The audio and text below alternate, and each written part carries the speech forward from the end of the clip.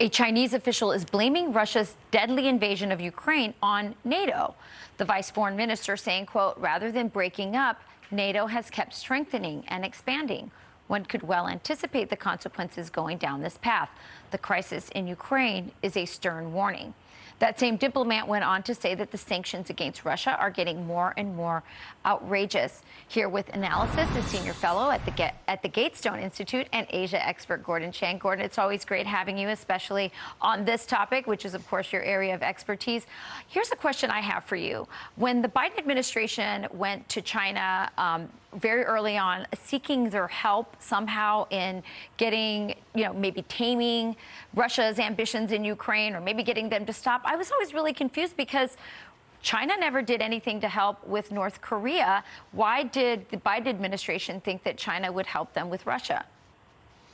The Biden administration really is stuck in this engagement theory, and President Trump broke that because it wasn't working, and Trump pivoted to a much more robust posture on China. Well, Biden has gone back to it despite everything, and the real problem here, of course, is that it doesn't work. So, right. Of course, they're going to do things that don't make sense. So the Biden administration has been pressed recently to lay out the consequences that they apparently talked to the Chinese about during that phone call that Biden had with Xi Jinping about what would happen if they actually gave military aid to Russia.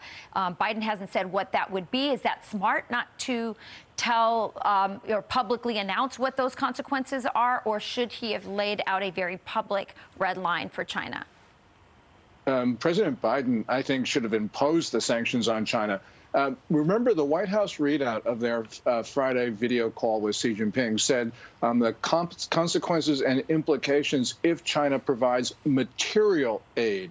Now, China's already been doing that because there have been elevated commodity purchases, for instance. And also, we have seen China make its financial system available to sanction Russian institutions.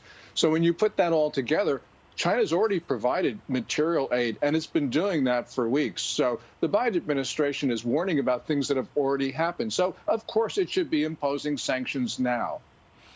So the Biden administration is saying that eventually, at some point, we're going to do sanctions against China. That's a possibility. Would sanctions even work, Gordon? Because look, I mean, the corporations haven't agreed to punish China for having concentration camps. We are so invested in China. I really doubt we'd get the same corporate buy-in that we've had, say, with Russia, and that hasn't even stopped the war. We don't need corporate buy-in, Rachel, because the Treasury Secretary can, with the flick of a pen, freeze Chinese bank accounts that are in dollars, because all of those dollar accounts, wherever they are in the world, they clear in New York. And, we see corporations supporting China despite the crimes against humanity that you talk about. But that's because it's legal to do so. President Biden can make it illegal to do so by invoking the International Emergency Economic Powers Act of 1977. Of course, he hasn't done that. Very interesting stuff. Well, a lot to think about, Gordon. Thank you so much for joining us this morning. Thank you, Rachel.